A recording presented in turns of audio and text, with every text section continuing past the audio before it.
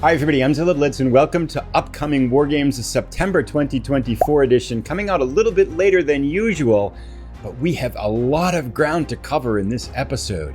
It's fall if you're in the Northern Hemisphere, the days are getting shorter, the nights are getting longer, and cooler evenings around tabletops make for great board gaming opportunities.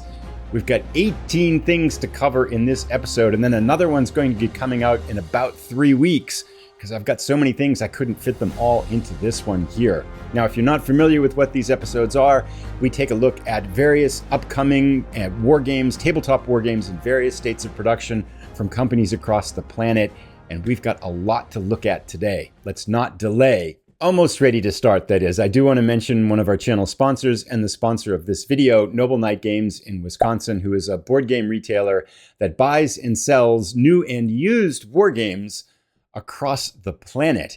One of the things I do want to mention in particular that connects to, I think, upcoming war games is their buyback program. I didn't realize it until just a little while ago, but they buy games via mail as well. So if you're looking at your board game shelves and you're thinking, wow, I'd like to get some of these new games that are coming out, but my shelves are kind of stuffed, and you've got some games in there that you don't play very often or don't think you'll play again, maybe you can get those into the hands of people who will want to play them. You can reach out to them, talk about the condition of the game. They'll give you a quote. They even pay for shipping. You put them in a box. It's super easy. And now you've got new space on your shelves. Details are down below if you'd like to check them out. And as always, we're going to give away a $50 store credit to Noble Knight Games at the end of this video. Check there for the details on how to enter the contest. I need your help this month because I'm working on a special video and I could use a few more ideas for it. Details are all at the end. And we better get started because we have a ton of ground to cover, 18 things to go through. And if you recall, if you've been watching this series over the past few months, you'll notice how I always want to try to say, can I find a new war game company that we haven't talked about before and mention one of their games on the episode? This, I think, is even cooler because, yes, the answer is yes this month, but not quite. It's not a new game from a company I haven't heard of. It's a new company. That's right. Wharf Rat Games is a new war game company founded by Ryan Heilman and Wes Crawford from Baltimore, Maryland, and they have just joined the wargaming landscape. They have a website up now. You may recall, let me get their website up and show it to you. Wharf Rat Games, it's a brand new website. I'm sure they're going to be tweaking and refining it as it goes forward. Here is Wes on the left and here is Ryan on the right. You may recall that I've interviewed both of them, Wes for 2 of his games, and then Ryan and Wes for their game, The Pursuit of J.W. Booth, coming out soon from Blue Panther Games. And then Wes interviewed his Engine Thieves game that's coming out with Compass Games. But here is their game design and development pedigree. Wonderful people, super excited that we've got a new wargaming company in the field. And they do mention here on their website, they are looking for submissions. So if you have a war game that is fairly well along, I mean, the criteria here are stated so you can check it out and you can reach out to them that way. So welcome to the landscape, Wharf Rat Games. It's great to see Ryan and Wes joining the field of companies, adding to our fantastic hobby, and the best of luck to both of them as they move forward in this field. Now let's jump into our games. Our first category is newly released. There are a lot of them. A lot has happened in the last 6.5 weeks since I last made an upcoming War Games episode. And invariably, when I make an episode, almost immediately after I make it, I get notification or get word or I find out of a game that I missed. And that's what happened last time. I missed one last time. It is Shiloh, the First Day from Revolution Games, Volume 11 in their Blind Sword system covering the American Civil War. There's now a first look video up on the channel of this one, designed by Steve Carey. This is the biggest game in the Blind Sword system to date. Got 2 22 by 34 inch maps covering the big and critical first day on the Battle of Shiloh. There's also a ton of medium and small scale scenarios in the game. It's got some fantastic special rules that adapt the core system to meet the peculiarities and the unique nature of the Battle of Shiloh. Fun system, fun game. This is a winner, and the Blind Sword system from Revolution Games just continues to grow, and it's just one of the more magnificent systems that we have, I think, in tabletop wargaming now. So check it out, Shiloh, The First Day by Steve Carey and from Revolution Games. Our second newly released war game for September is actually not a tabletop war game, but a digital Hex Encounters war game.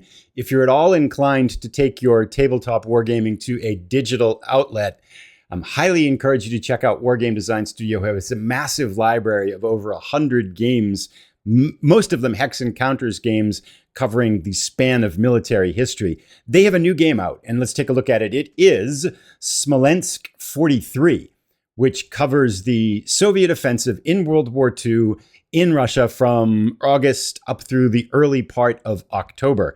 And if we can take a look here at some of the screenshots for these, we can see just Hex Encounters goodness all over the place. And the attention to detail on these and the amount of gaming that you get in one of these games is massive. There are 76 scenarios in this game. And they span, some of them is, here's another screenshot I can show you.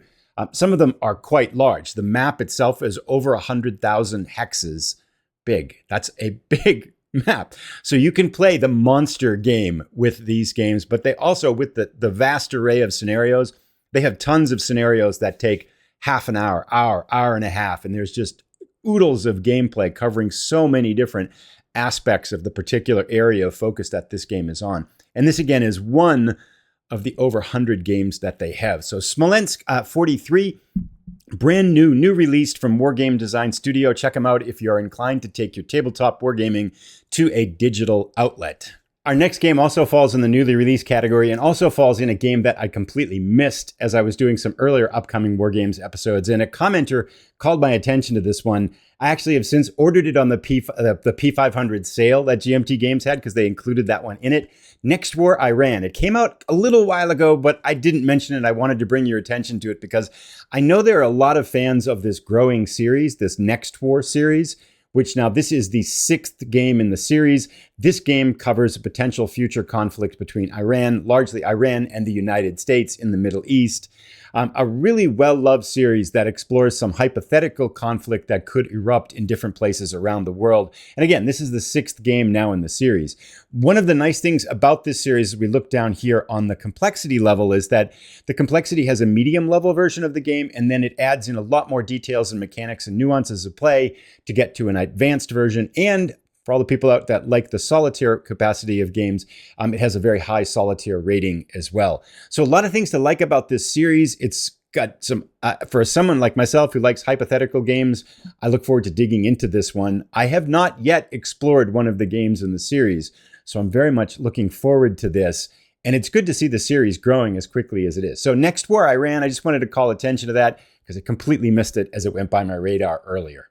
Next up in our newly released wargame category, Undaunted 2200 Callisto from Osprey Games, designed by David Thompson, Trevor Benjamin, David Digby, and David Tursky. Now, this game takes the Undaunted series to space. The Undaunted series is a well-loved series that I've only recently just started digging into. I really like it. I thought it was going to be more abstract and it would be something I would kind of like, but I love the simplicity of the rule set and the depth of play. I mean, I think those two features often don't go together. And I've introduced the game now to my son. He really likes it. I've played a couple times. We're really enjoying the gameplay.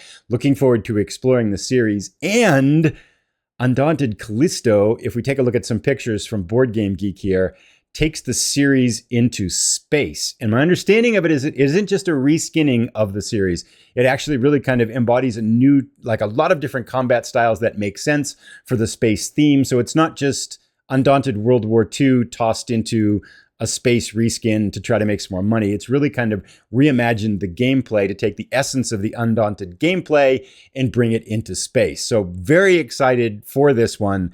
Components look fantastic. And again, this design team that's worked on this series, I think has really got a pedigree where they've got this system down to really knowing what people like and what they can work with this system. The graphics, the art, the components look fantastic, and it is available now, just released less than 2 weeks ago to the public. Next up in our newly released category, I think it might not quite be there yet, but it's close. Drive on Stalingrad from Decision Games, the deluxe edition. Now, there was a first edition and a second edition. This Drive on Stalingrad, the new edition, is part of what appears to be Decision Games' kind of revitalization of a lot of their games and their library, upgrading counters and maps and different components of the games and player aids and rules and things to really refresh their library of classic games that they've built up over the years. Drive on Stalingrad is kind of Division core level game looking at exactly what it says, the drive on Stalingrad by the German army during World War II.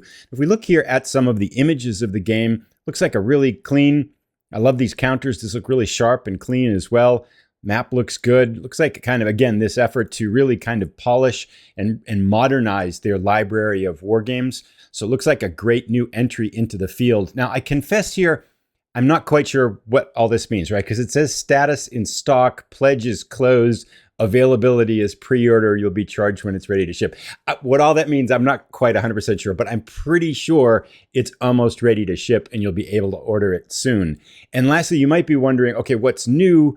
It says here, upgraded components with a new enlarged map, 2 mounted map boards, larger counters, new player aid cards, and markers for enhanced play. So it seems like, again, it's not just kind of throwing together a new version and calling it a deluxe version. They've really gone in and done a good job of upgrading the components. Some kind of the same thing we saw with Operation Sea Lion, where it really was a real fresh modernization of a classic game in their library.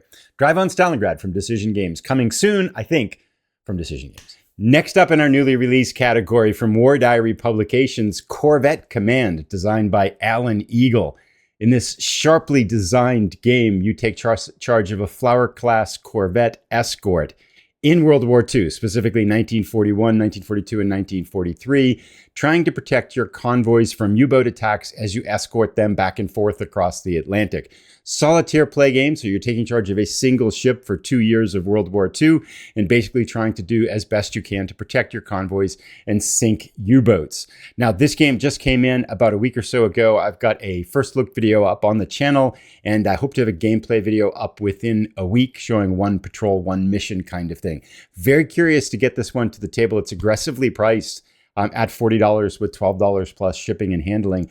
Design is really sharp and really flashy too. The designer here, Wouter Schutetten, I know I've screwed that pronunciation up, apologies, also worked for Vuka Sims on 1812, Napoleon's Fateful March. So you can see that that kind of excellence of design that's shown up in this game here too. It's a really nice color palette, looks great, and I'm excited to check out the gameplay. Corvette Command from War Diary Publications.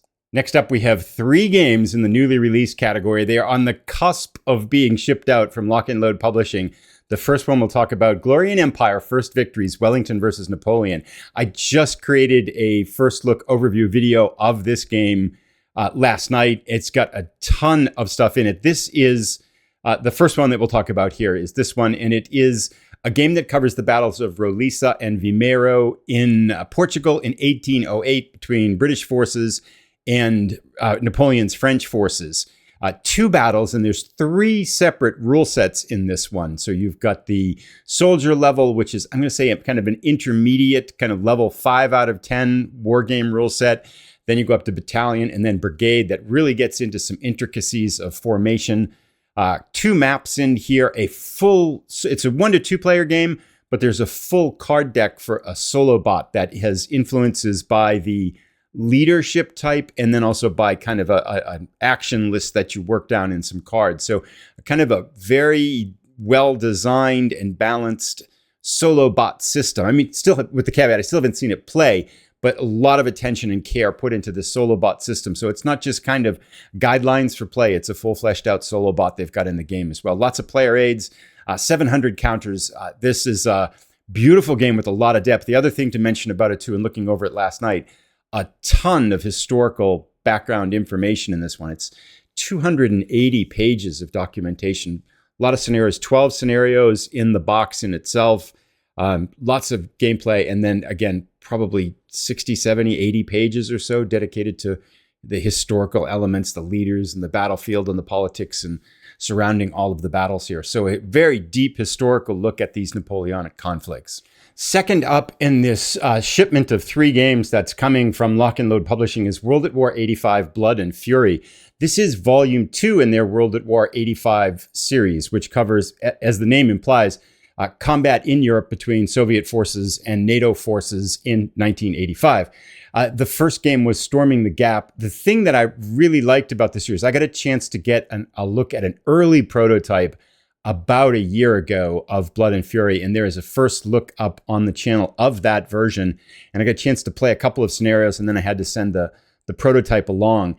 The thing that struck me about it is, it's got an extensive rule set, tons of scenarios. Again, Lock and Load really puts everything into the box, right? These boxes are filled with stuff, player aids, units, counters, scenarios, add-ons, all kinds of things in here, data cards for the units. There is just so much stuff in these boxes. But the thing that struck me about this series more so than other kind of 1980s NATO Soviet kind of semi-modern or post-World War II combat is the accessibility and the gameplay of it. This is, there's a lot of numbers on these counters, as we can see here by my shoulder, but it's a very playable system. It's not as hard as it looks, and it plays fast. It's a quick game, and it's really kind of captures the essence and speed of modern combat.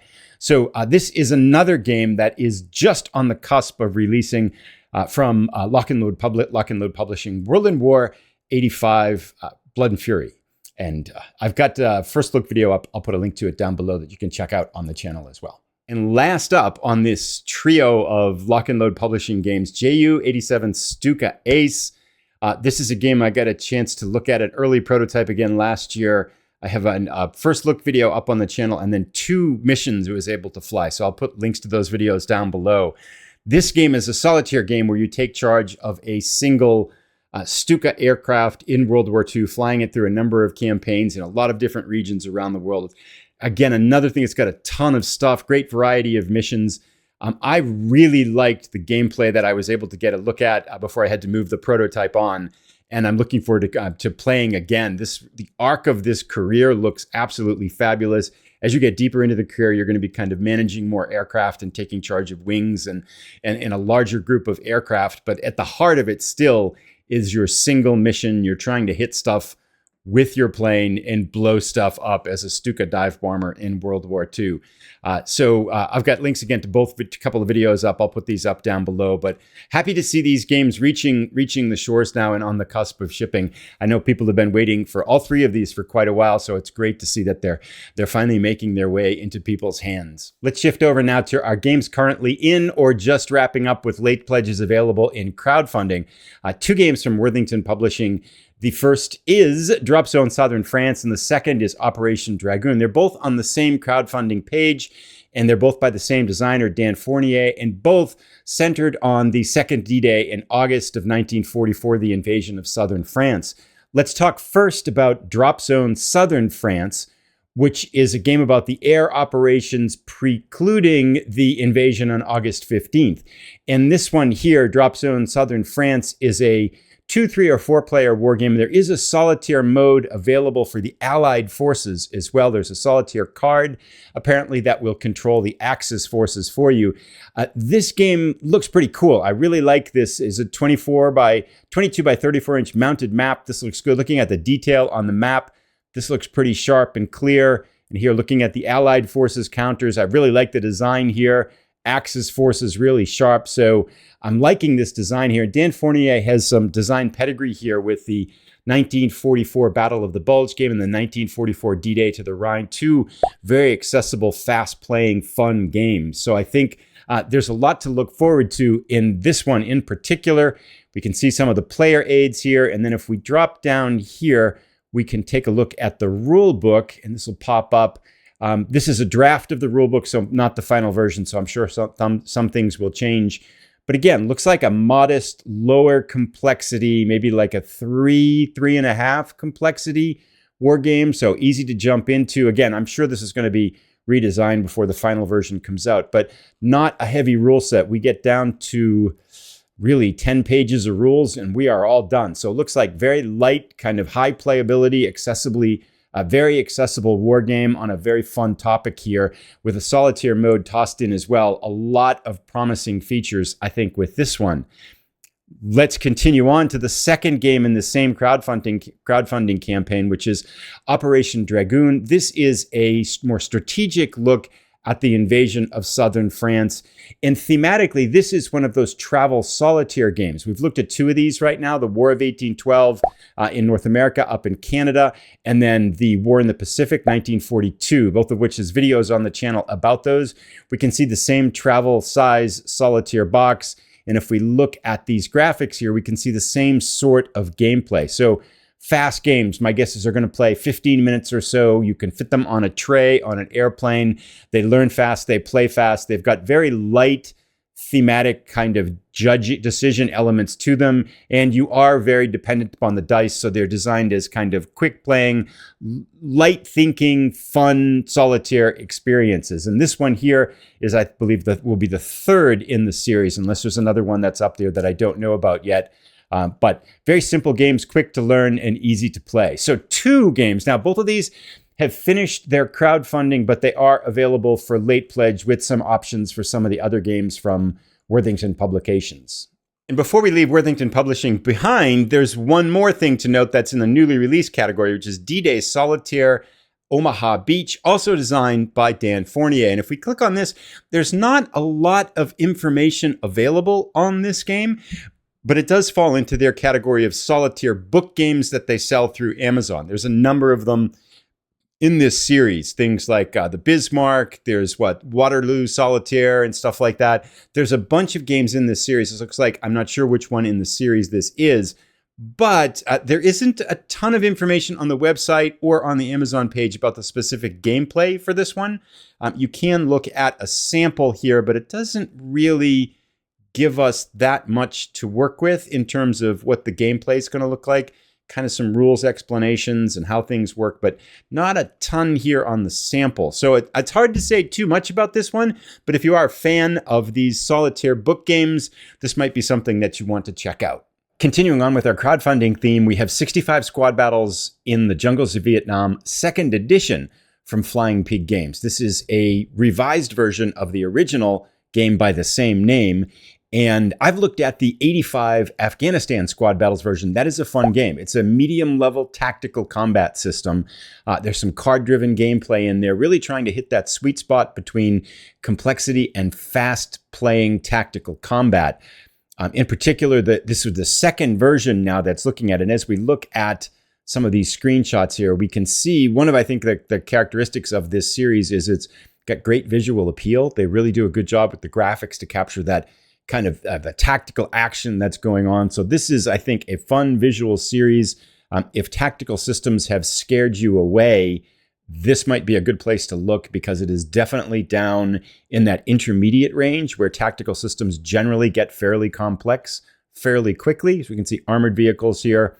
This looks like a fun one. And there is quite a bit new here in the 2nd edition. This whole paragraph outlines that. So in addition to a bunch of Kickstarter goals, they've reworked the rules, they've added in event cards, a bunch of stretch goals, which we mentioned there, completely new deck of action cards that introduces changes to critical hit, first fire, unexpected cover. So a lot of refinements to gameplay and rethinking of some of the original mechanics, as well as some rules clarifications. So if you are a fan of the original one, or you are looking for kind of an accessible tactical combat system that doesn't overwhelm you with rules, this might be a very good place to start. It's got 11 days to go on its Kickstarter. It's tripled its goal so far, so this will definitely become a reality. So we've got 65 Squad Battles in the Jungles of Vietnam from Flying Pig Games. They make fun games. This looks like a good one to jump right into. Continuing on with our crowdfunding theme, we have Golden Age of Piracy 1718 from Compass Games, designed by Joe Carter. This one currently in crowdfunding, it's well over its goal, its modest goal. So 10 days to go left for this one. This is the game I've always drooled over. It's a solitaire, tactical level sandbox game where you play a pirate and you do all the pirate things, right? So this game, I will say, this is a type of game that immediately captures my attention. That picture looks familiar for some reason. And it's got a bunch of different mechanics, all the cool things that you would want to do as a pirate, like capture ships. You got ship combat. You improve your pirate skills. There's a map of the Caribbean there. We've got searching for buried treasure. There's a town map. You've got cards with ships, jobs and information, playable historical captains.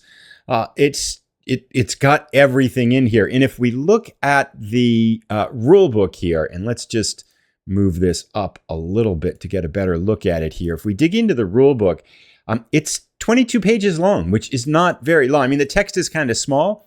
I was expecting it to be bigger, but looking through it, we can again see a lot of the elements of gameplay that are the things that I would be looking for to see. So it's checking off all the buttons, right? So we got ship classes.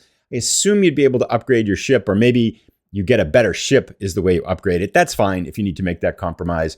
Looks like it's got an economy of different types of cargoes. You've got pirates, captain skills that you can get. And I don't know if those are levelable up or if you just get that particular skill and that gives you a bonus. Cargo goods are here, so I assume there's some sort of a trading element to it. Lots of components, card decks here, treasure maps that you can find.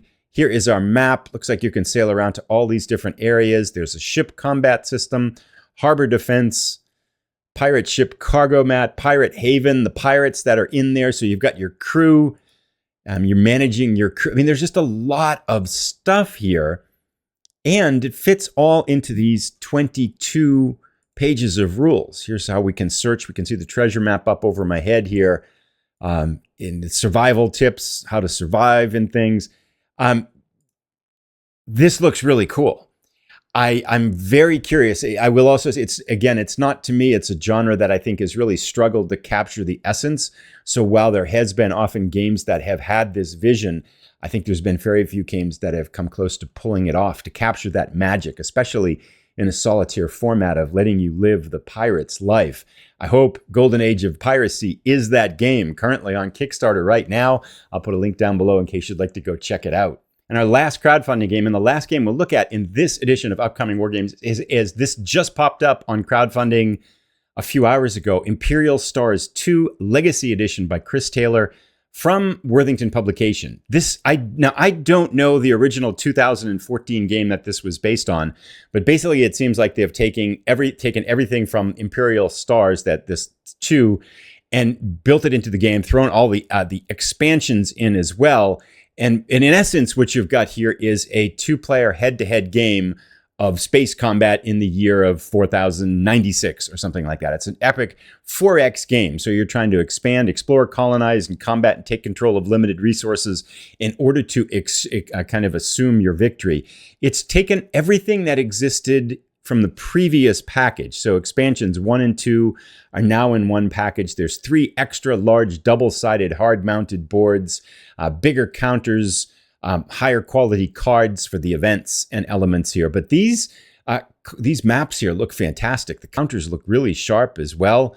We've got updated cards. It looks like there is event-driven elements that are going to kind of change the nature of this head-to-head combat that you're facing. Don't quite know how the travel works here. It looks like maybe there's wormholes between some of these hexes. I'm not really sure, but it looks like you've got a bunch of maps and a lot of deep gameplay here. I really like the potential, and I think there's still a lot of untapped potential for space, hex-to-hex, hex encounters, space games, and board games that take the combination of space and war game, basically. Let's put it simply in there. I think there's a ton of potential here to kind of expand off of this. So when I see these colorful maps and see all these spaceships flying around, I think, oh, this looks pretty juicy. I mean, they're showing all the maps here. These look really fantastic. And especially with space, I imagine that each of these maps has their own subtleties to them and strategies and arrows, kind of channels and pathways that you can take to try to outwit your opponent. Here's some of the counters. So these look pretty cool. Lots of different types of ships. And then we've got a how to play. I'm going to show the rules here. This is a very basic rule set is what it says, as we can see by the note at the top. So don't judge it by its graphics. I did scroll through this. Is 27 pages of rules, largely based again on that Legacy Edition. And they did mention that this is going to be the first in 3 games that revisit these Chris Taylor games from the I guess 2014. So if this goes well, it looks like this will be a continued with 2 more games of the same type of vein. So that's pretty exciting. I have not heard of the originals, or if I did, I forgot of them. That was in the time when I really wasn't playing war games. So it doesn't surprise me that I may have missed them. But lots of cool things: planetary systems, asteroids, nebulas, dust clouds, singularities, tons of fun stuff here in terms of things to explore. So this looks like a very promising game. It just hit Kickstarter, I believe, earlier today. And if we look at where it is right now, it's 2/3 of the way towards its 15,000 goal. So looking pretty strong. And I think the word is just getting out. So I'll put a link again, of course, down to the Kickstarter if you want to go check this out. Imperial Stars 2 Legacy Edition by Chris Taylor, coming from Worthington Publishing. And there we have it, another squadron of potential joyful games for us to explore in the upcoming months of fall and winter. We're not quite done yet with this episode because I need your help. And we have to give away a $50 store gift certificate to Noble Knight Games. And we're going to do a drawing for it based on a comment. So to enter into this competition, I'm going to ask you to put a specific comment down below this video. But there's a little bit of a story that goes around it first. So let me explain. I'm working on a video called The 10 Tabletop Wargames with the Best Art and Design. Basically, the 10 most beautiful tabletop war games. And if you're familiar with the channel, you know that I was gone from tabletop wargaming for over 20 years. I've been back for 3 years. So I'm catching up on a lot of stuff, right? I'm trying to catch up on 30 years worth of war games and the time that I've got left. And so there's gaps, and those gaps are things that I don't know. And so I'm curious what you as a viewer would consider your most beautiful war games. So what I'd like to ask you to do is down below in the comment, enter in the drawing. You want to put hashtag beautiful war games, and then put 1, 2, 3, or more, however many you want, of what you think are the most beautiful war games. And what I'm basically looking for is I've got a draft list, and I'm going to kind of compare to see what people think. And from these two things, the comment section and my draft list, I'm going to try to build this video that has the 10 most beautiful war games. Now, I do want to say what my criteria is for this, because I'm not just looking at the map or the rules or the box or everything like that. There's a little bit more subtle than that. And I've put together my criteria that what I'm looking for in best most beautiful war game. So without any delay, let me go through these. Take me a minute or two, but I think it will kind of give you an idea of what I'm considering as I'm considering this idea of beautiful war game. So first up, the components, of course, and we'll talk more specifically about those. The components are important. They got to look good. Box art is important. The box art has to be good. And so that's something I definitely am considering. The map is critical. It's weighted high. And it's kind of also, I like maps that have a geographic connection and aren't so abstract. So if you're making a map, for example, of Europe, it should be just more than boxes of Europe. I should be able to feel that geographic essence of Europe in your map, right? Counters and counter art is big. Player aids. Sometimes you'll see really beautiful games and well-designed, and then you get to the player aids and they're just charts and boxes on regular pieces of cardboard. And it's just like, well, you had a chance here to really make a statement with the player aid, but you took the easy way out, right? Rules. They shouldn't look like they're fed through a Word document from 1984, right? The rules, let's make them look good, okay? So that's part of a beautiful war game as well. Thematic consistency. How does the map go together with the counters? In particular, I'm looking for visual contrast. So when the counters are on the map, they're not getting lost on the map. So often you'll see beautiful counters and a beautiful map. And then when you put them together, it's like they don't really have that contrast or that visual clarity. So you tend to lose the counters in the map. So I'm looking really for that thematic consistency and contrast between the map and the counters. The connection to the subject matter, right? So if I'm looking at a game, I should feel the essence of that geographic component and also its position in time. One of the best examples I've got of that, hint, hint, this game is in a potential candidate list, is The Hunt for the Bismarck from VUCA Sims. It's in the North Atlantic, gray and blue. I mean, you just look at this artwork and you feel like you're in the cold Atlantic oceans with gray scudding clouds and steel and hunting down the Bismarck. It's just got a perfect artwork that connects to that the thematic subject matter. And lastly, creativity. Do something special. Does it pop or things like that? So that's a quick list. I could talk more about each one of these in general, but those are basically the elements I'm considering when I'm saying, what are the most beautiful war games?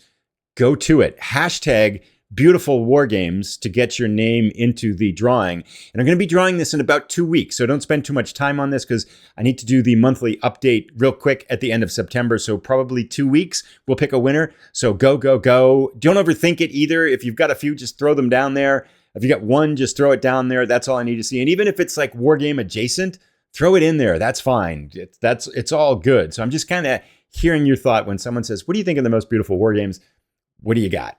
So put those down there. And that brings us, I think, to the end today. We've gone through everything. I do have another dozen games that I couldn't get to, but because we are later in September, I'm going to save those for one that's going to come out in the early element of October. So look for another upcoming Wargames in about 3 weeks.